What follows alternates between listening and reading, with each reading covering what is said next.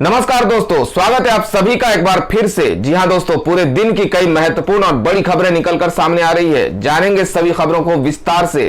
तो दोस्तों, खबरों में आगे बढ़ने से पहले वीडियो को एक प्यार भरा लाइक जरूर कर दें और ताजा खबरों को जानने के लिए चैनल को सब्सक्राइब भी जरूर कर लें। तो देखते हैं पहली बड़ी खबर क्या निकल कर आ रही है।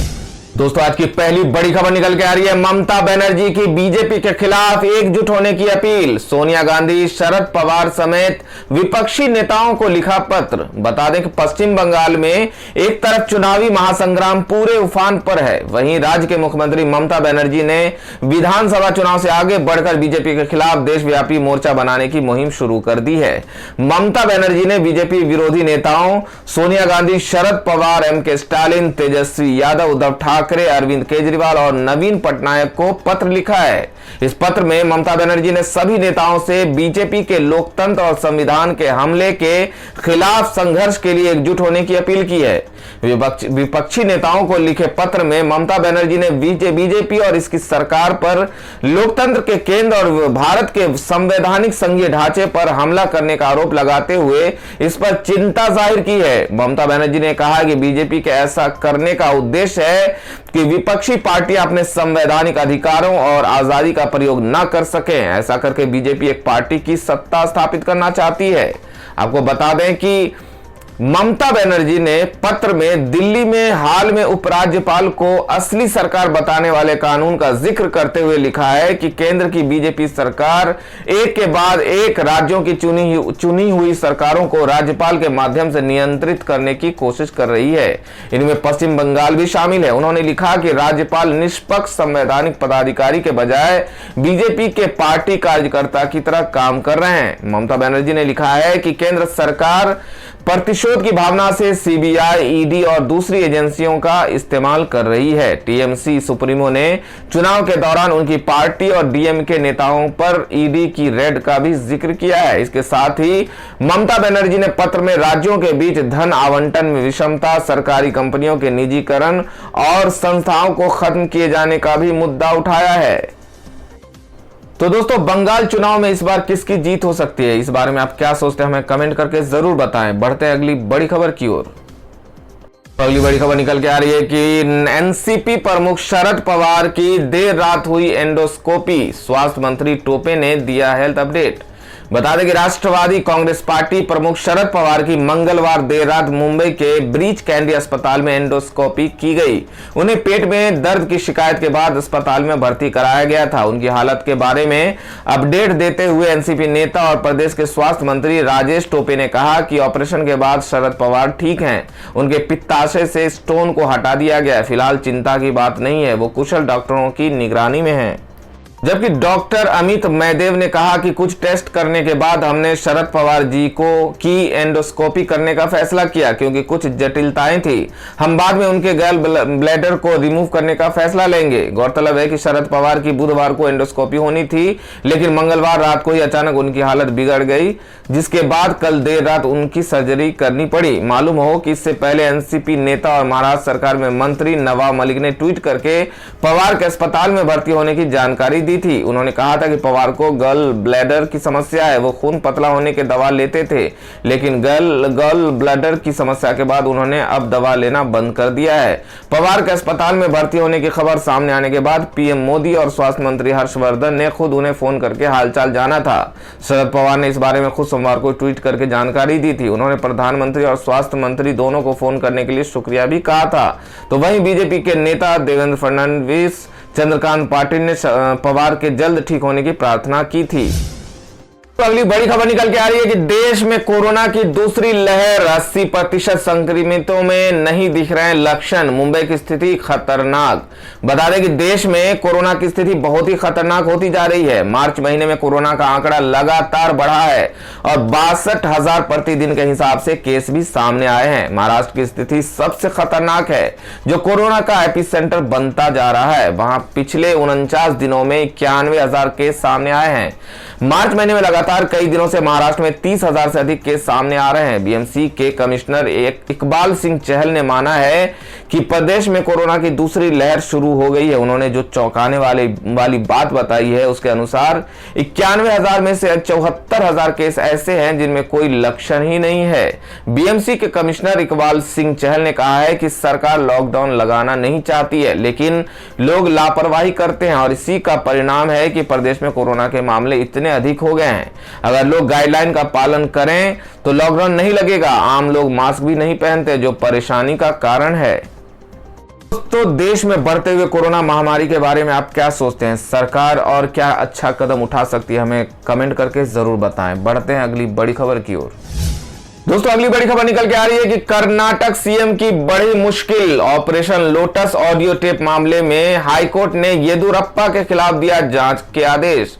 बता दें, कर्नाटक के सीएम बीएस येदियुरप्पा की मुश्किलें बढ़ती जा रही है। कर्नाटक हाईकोर्ट ने ऑपरेशन लोटस केस में झटका देते हुए येदियुरप्पा की भूमिका की जांच करने की अनुमति दे दी है। कोर्ट ने जेडीएस नेता नांगगौड़ा पाटिल के बेटे शरणा गौड़ा पाटिल की ओर से दायर एफआईआर की जांच की अनुमति दी है। येदियुरप्पा पर आरोप है कि प्रदेश की कांग्रेस जेडीएस गठबंधन सरकार को गिराने के लिए उन्होंने साजिश रची थी। बता दें कि दरअसल एक सीएम बीएस येदियुरप्पा के एक लीक 2019 ऑडियो टेप में सामने आया था, जिसमें उन्हें जेडीएस विधायकों को पैसे और पद देने की कोशिश करते सुना गया था। येदियुरप्पा एक विधायक के बेटे को इस बात के लिए मना रहे थे कि वो अपने पिता से इस्तीफा दिलवाए और फिर पार्टी बदल ले। कर्नाटक हाईकोर्ट ने उन आरोपों की जांच के लिए अनुमति दे दी है जो बीएस येदियुरप्पा ऑपरेशन कमल के पीछे थे। 8 फरवरी 2019 को तत्कालीन कर्नाटक के मुख्यमंत्री और जेडीएस प्रमुख एचडी कुमारस्वामी ने राज्य के भाजपा प्रमुख बीएस येदियुरप्पा और शरणा गौड़ा के बीच एक कथित बातचीत के ऑडियो टेप को जारी किया था। फोन कॉल में येदियुरप्पा ने कथित तौर पर जेडीएस के विधायकों को पैसे और कैबिनेट सीट देने की कोशिश की। उन्होंने कथित तौर पर शरणा गौड़ा को 25 करोड़ रुपए और अपने पिता के लिए एक मंत्री पद की पेशकश की थी। येदियुरप्पा को कथित रूप से ये कहते हुए भी सुना गया कि गठबंधन सरकार के 12-13 विधायक कर्नाटक में भाजपा सरकार को अस्थिर करने में मदद करने के लिए तैयार थे। तो खबरों में आगे बढ़ने से पहले जान लेते हैं आज के माइंड क्विज के सवाल को। दोस्तों, आज का सवाल है, आपको बताना है कि गुजरात के मुख्यमंत्री का क्या नाम है। सही जवाब देकर आप जीत सकते हैं एक शानदार उपहार। तो बढ़ते हैं अगली बड़ी खबर की ओर। दोस्तों, अगली बड़ी खबर महाराष्ट्र से आ रही है, जिसमें बता दें कि अनिल देशमुख पर लगे आरोपों की जांच के लिए कमेटी का गठन, रिटायर्ड जज करेंगे तफ्तीश। बता दें कि महाराष्ट्र में कोरोना वायरस के बढ़ते संक्रमण के बीच पूर्व पुलिस प्रमुख परमवीर सिंह के लेटर बम ने प्रदेश की राजनीतिक गलियारों में हलचल मचा रखी है। परमवीर सिंह द्वारा गृह मंत्री अनिल देशमुख पर लगाए गए भ्रष्टाचार के आरोपों के बाद अब महाराष्ट्र सरकार ने जांच कमेटी का गठन किया है। महाराष्ट्र के मंत्री और राष्ट्रवादी कांग्रेस पार्टी नेता नवाब मलिक ने मंगलवार को इस मामले पर जानकारी देते हुए कहा कि अनिल देशमुख के खिलाफ लगे आरोपों की जांच के लिए रिटायर्ड जज कैलाश चंडीवाल के तहत एक समिति का गठन किया गया है। उधर मंगलवार को बॉम्बे हाईकोर्ट ने परमवीर सिंह की गृह मंत्री अनिल देशमुख के खिलाफ सीबीआई जांच की मांग और तबादले को चुनौती देने वाली याचिका पर सुनवाई की। कोर्ट ने परमवीर सिंह को फटकार लगाते हुए कहा कि अपने मंत्री के खिलाफ अभी तक एफआईआर दर्ज क्यों नहीं कराई, बिना एफआईआर जांच के आदेश कैसे दिए जा सकते हैं। कोर्ट ने पूछा कि परमवीर सिंह जो आरोप लगा रहे हैं उसे लेकर कोई एफआईआर क्यों नहीं दर्ज कराई गई। फिलहाल इस मामले में कोर्ट ने अपना फैसला सुरक्षित रख लिया है। आखिर क्या है मामला, आपको बता दें कि महाराष्ट्र में एंटीलिया केस मामले में मुंबई पुलिस के पूर्व अफसर सचिन वाजे का नाम आने और एनआईए द्वारा उसकी गिरफ्तारी के बाद महाराष्ट्र सरकार ने मुंबई के पुलिस कमिश्नर परमवीर सिंह को हटाकर उन्हें होमगार्ड का डीजी बना दिया था। ट्रांसफर के 3 दिन बाद 20 मार्च को महाराष्ट्र के मुख्यमंत्री उद्धव ठाकरे को पत्र लिखकर भूचाल ला दिया था। इस पत्र में परमवीर सिंह ने गृह मंत्री अनिल देशमुख पर वसूली करने का आरोप लगाया था। उन्होंने लिखा था कि अनिल देशमुख ने पुलिस इंस्पेक्टर सचिन वाजे को मुंबई से हर महीने 100 करोड़ की वसूली का टारगेट दे रखा था। इसमें मुंबई के 1750 बार से 40-50 करोड़ की वसूली शामिल थी। 8 पेज के पत्र में परमवीर सिंह ने अनिल देशमुख के एंटीलिया केस से कनेक्शन की बात नहीं कही थी। तो अगली बड़ी खबर निकल के आ रही है कि मनीष सिसोदिया ने Delhi board of school education के बताए 3 उद्देश्य, छात्रों को रट्टा मारना होगा बंद। बता दें कि हाल ही में केजरीवाल सरकार ने दिल्ली में एक अलग एजुकेशन बोर्ड का गठन किया था। सरकार ने इसका नाम Delhi board of school education रखा था। मंगलवार को बोर्ड की पहली बैठक हुई। इस मीटिंग की अध्यक्षता डिप्टी सीएम मनीष सिसोदिया ने की। इस बैठक में मनीष सिसोदिया ने बोर्ड के विजन से सभी को अवगत कराया। साथ ही बोर्ड के गठन, एकेडमिक सेशन 2021-22 से इसके कामकाज के साथ साथ बोर्ड के सदस्य, मनोनीत सदस्यों का परिचय भी कराया गया। इस मीटिंग में मनीष सिसोदिया ने कहा कि दिल्ली में अलग शिक्षा बोर्ड बनाना यहां के छात्रों को हाई क्वालिटी एजुकेशन सुनिश्चित करने की दिशा में एक अहम कदम है। पिछले 6 साल के अंदर दिल्ली की जनता ने ही नहीं बल्कि पूरी दुनिया ने हमारे मॉडल को पसंद किया है। हम जानते हैं कि असली काम अब शुरू होता है। अब 360 डिग्री मूल्यांकन होना चाहिए, जहां हम समग्र रूप से एक स्टूडेंट के ज्ञान, विजन और कौशल का आकलन कर पाएंगे। तो अगली बड़ी खबर में बता दें कि भाजपा सांसद सुब्रमण्यम स्वामी ने सीधे पीएम मोदी के खिलाफ मोर्चा खोला। जानिए कि क्या कहा। बता दें कि भाजपा सांसद सुब्रमण्यम स्वामी ने अब की बार सीधे प्रधानमंत्री नरेंद्र मोदी के खिलाफ ही मोर्चा खोल दिया है। उन्होंने एक ट्विटर यूजर के सवाल के जवाब में जो लिखा है वो भाजपा नेतृत्व को शायद ही पसंद आएगा। दरअसल पिछले कुछ समय से भारत और पाकिस्तान के बीच जो संबंध सुधरने के संकेत मिल रहे हैं, उस पर लगता है कि स्वामी को अपनी ही सरकार पर यकीन नहीं है और उन्होंने इसके लिए सीधे पीएम मोदी पर तंज कसना शुरू कर दिया है। हालांकि पहले कई ऐसे मौके आए हैं जब उनकी आलोचनाओं से मोदी सरकार असहज हुई है, लेकिन इस बार उसका लहजा ज्यादा तल्ख है और देखना है कि अब की बार पार्टी क्या करती है। बता दें कि पूर्वी लद्दाख में वास्तविक नियंत्रण रेखा से चीन और भारतीय सैनिकों को अपनी अपनी पोजीशन से पीछे हटने के बाद पाकिस्तान के साथ नियंत्रण रेखा पर भी हालात सुधरे हुए हैं। पिछले कुछ हफ्तों से पाकिस्तान वहां किए गए वादे के मुताबिक सीज फायर पर गंभीरता से अमल कर रहा है। इससे दोनों देशों के बीच हालात फिर से सुधरने की उम्मीदें जगी हैं। इसके बाद दोनों देशों के बीच एक बार फिर से व्यापारिक संबंधों के भी पटरी पर लौटने की संभावनाएं बन गई है। शायद इसी पर तमतमा कर स्वामी ने मोदी सरकार पर कश्मीर मुद्दे पर सरेंडर करने का आरोप लगा दिया है। वैसे तो वो पिछले कुछ दिनों से लगातार अपनी ही सरकार पर हमलावर रहे हैं, लेकिन जब बुधवार को सुबह पाकिस्तान के साथ फिर से व्यापार की संभावना वाली खबर आई तो उन्होंने ट्विटर पर एक यूजर को रिप्लाई किया, कश्मीर पर सरेंडर कर दिया, पीओके को गुड बाय कह दिया। मुझे पूरा यकीन है कि जल्द ही मोदी लंदन में इमरान खान के साथ डिनर करेंगे।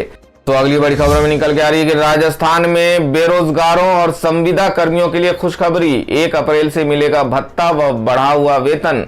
बता दें कि प्रदेश के विभिन्न विभागों में कार्यरत 1.5 लाख संविदा कर्मियों और बेरोजगार युवक युवतियों को 1 अप्रैल से गहलोत सरकार की योजनाओं का लाभ मिलना शुरू हो जाएगा। 1 अप्रैल से संविदा कर्मियों को 10% बढ़ा हुआ मानदेय मिलना शुरू हो जाएगा। वहीं बेरोजगार युवक युवतियों को बढ़ा हुआ बेरोजगारी भत्ता भी मिलना शुरू हो जाएगा।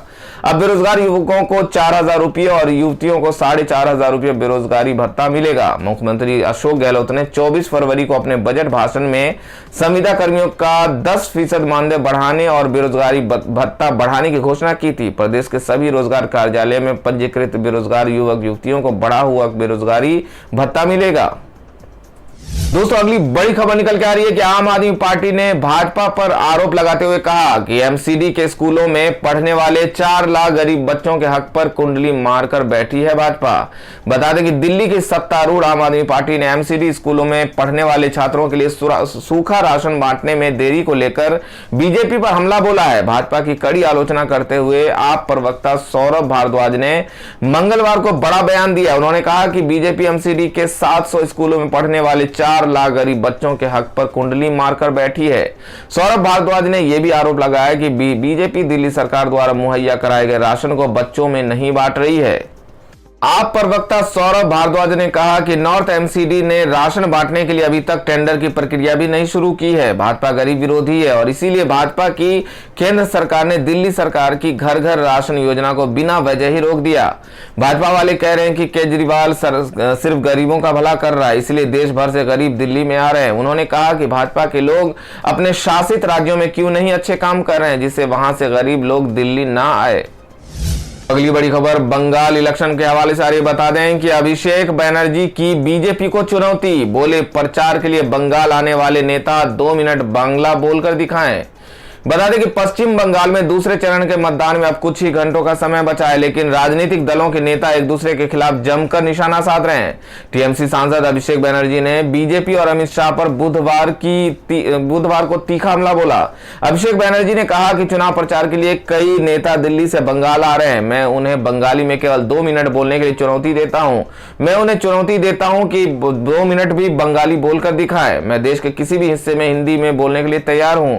अलीपुर द्वार में एक चुनावी जनसभा में टीएमसी सांसद अभिषेक बनर्जी ने कहा कि अमित शाह ने बंगाल में चुनाव प्रचार के दौरान हमेशा घुसपैठिया शब्द का उल्लेख किया है। इसके लिए कौन जिम्मेदार है जब बीएसएफ अंतर्राष्ट्रीय सीमा की रखवाली कर रही है और यह अमित शाह के मंत्रालय में आता है। इसके लिए अमित शाह और बीएसएफ महानिदेशक को इस्तीफा देना चाहिए। अभिषेक बनर्जी ने कहा कि हर साल पश्चिम बंगाल केंद्र सरकार को 75,000 करोड़ रुपए भेजता है, मगर जब वे अम्फान राहत के लिए 1,000 करोड़ रुपए भेजते हैं तो भाजपा नेताओं का कहना है कि यह मोदी जी द्वारा भेजा गया है, यह हमारा पैसा है, भाजपा नेताओं के पिता का नहीं है। गौरतलब है कि पिछले हफ्ते बंगाल के गोसाबा में एक चुनावी जनसभा को संबोधित करते हुए केंद्रीय गृह मंत्री अमित शाह ने आरोप लगाया था कि भतीजा एंड कंपनी ने चक्रवात अम्फान से निपटने के लिए केंद्र द्वारा भेजा पैसा हड़प लिया। वहीं दूसरी ओर ममता बनर्जी ने सोनिया गांधी, शरद पवार, तेजस्वी यादव, उद्धव ठाकरे, अरविंद केजरीवाल, नवीन पटनायक और एमके स्टालिन को चिट्ठी लिखी है। उन्होंने खत में कहा कि मेरा दृढ़ विश्वास है कि अब वक्त आ गया कि जब बीजेपी के लोकतंत्र और संविधान पर हमलों के खिलाफ एक हुआ जाए। वहीं चुनाव आयोग को निशाना पर लेते हुए ममता ने कहा कि हम हर दिन चुनाव आयोग से शिकायत कर रहे हैं, लेकिन वे हमारी बात नहीं सुन रहे हैं, वे केवल भाजपा की बातें सुन रहे हैं। अगली बड़ी खबर निकल के आ रही है कि बॉलीवुड ड्रग्स केस में एक्टर एजाज खान गिरफ्तार। एनसीबी ने 8 घंटे तक की पूछताछ, 2 ठिकानों पर छापा मार अहम सबूत जुटाए। बता दें कि बॉलीवुड अभिनेता एवं टेलीविजन कार्यक्रम बिग बॉस के पूर्व प्रतिभागी एजाज खान को मादक पदार्थ मामले में गिरफ्तार कर लिया गया है। ये जानकारी एनसीबी के अधिकारियों ने दी। रिमांड के लिए कोर्ट में पेश करने से पहले एनसीबी एजाज को मेडिकल जांच के लिए लेकर गया है। अधिकारियों ने बताया कि मादक पदार्थ तस्कर शादाब बटाटा से पूछताछ के दौरान एजाज खान का नाम सामने आया था। उन्होंने बताया कि जांच टीम ने इस सिलसिले में अंधेरी और लोखंडवाला इलाकों में भी छापेमारी की है। उन्होंने बताया कि एजाज खान को एनसीबी कार्यालय पहुंचने के बाद हिरासत में ले लिया गया था। एनसीबी कार्यालय में खान से ड्रग्स के मामले में करीब 8 घंटे तक पूछताछ हुई। इसके बाद उन्हें गिरफ्तार करने का फैसला किया गया। गौरतलब है कि एजाज खान मंगलवार को ही मुंबई पहुंचे थे। एजाज खान ने दक्षिणी मुंबई में एनसीबी कार्यालय के बाहर मीडिया कर्मियों से बात करते हुए दावा किया था कि उन्हें हिरासत में नहीं लिया गया है, बल्कि वो खुद अधिकारियों से मिलने आए थे। हालांकि कुछ मीडिया रिपोर्ट्स में कहा जा रहा है कि पूछताछ के दौरान जो छापेमारी हुई थी उसमें एजाज खान के घर से कुछ टैबलेट्स बरामद हुई थी। बता दें कि सुशांत सिंह राजपूत केस के बाद से ही एनसीबी बॉलीवुड के ड्रग्स कनेक्शन की तलाश में जुटी है। अब तक इंडस्ट्री के कई ए लिस्ट एक्टर्स को पूछताछ के लिए बुलाया जा चुका है। इनमें अर्जुन रामपाल, दीपिका पादुकोण, श्रद्धा कपूर और सारा अली खान शामिल है। इतना ही नहीं, एजेंसी ने पिछले दिनों में अवैध ड्रग्स रखने के लिए कुछ विदेशी को भी गिरफ्तार किया है। सोमवार को ही एनसीबी ने नवी मुंबई इलाके से एक नाइजीरियाई व्यक्ति को गिरफ्तार किया था, जबकि इसी दिन चेन्नई में 6 श्रीलंकाई लोगों को कस्टडी में लिया था। इन लोगों को भारतीय जल सीमा पर 300 किलो हेरोइन और भारी मात्रा में हथियारों के साथ पकड़ा गया था। खबर में जान लेते हैं आज के मौसम समाचार को। बता दें कि दिल्ली एनसीआर में चलेगी धूल भरी आंधी, लेकिन 6 राज्यों में भारी बारिश की आशंका, ऑरेंज अलर्ट जारी। बता दें कि देश में कई जगहों पर आंधी पानी के आसार हैं। राजधानी दिल्ली में होली के दूसरे दिन धूल भरी आंधी चलने से मौसम में परिवर्तन हुआ है, लेकिन तापमान में इजाफा भी हुआ है। भारतीय मौसम विभाग ने अपने ताजा अपडेट में कहा है कि दिल्ली एनसीआर में अगले 2 दिनों तक आंधियों का सिलसिला जारी रहेगा, लेकिन पारा चढ़ेगा और अप्रैल के पहले हफ्ते में ही सभी को मई वाली गर्मी झेलनी पड़ेगी। वहीं देश के दूसरे राज्यों में भारी बारिश की आशंका है। मौसम विभाग ने असम, मेघालय, नागालैंड, मणिपुर, मिजोरम और त्रिपुरा के लिए ऑरेंज अलर्ट जारी किया है। एमडी के मुताबिक इन जगहों पर बिजली कड़क सकती है और ओलावृष्टि भी हो सकती है। विभाग का कहना है कि मौसम में यह परिवर्तन बंगाल की खाड़ी से चलने वाली दक्षिण पूर्वी हवाओं की वजह से हुआ है, इसलिए मछुआरों के लिए भी अलर्ट जारी किया गया है। तो दोस्तों, ये थी अब तक की सभी बड़ी खबरों की अपडेट्स। टुडे ब्रेकिंग न्यूज और लेटेस्ट खबरों को देखने के लिए हमारे चैनल को सब्सक्राइब जरूर कर लें, वीडियो लाइक और शेयर जरूर कर दें अपने दोस्तों और रिलेटिव्स के साथ। तो दोस्तों, आपसे फिर मिलेंगे काम की खबरों और सरकारी योजनाओं की एक और नई वीडियो के साथ। तब तक के लिए धन्यवाद दोस्तों।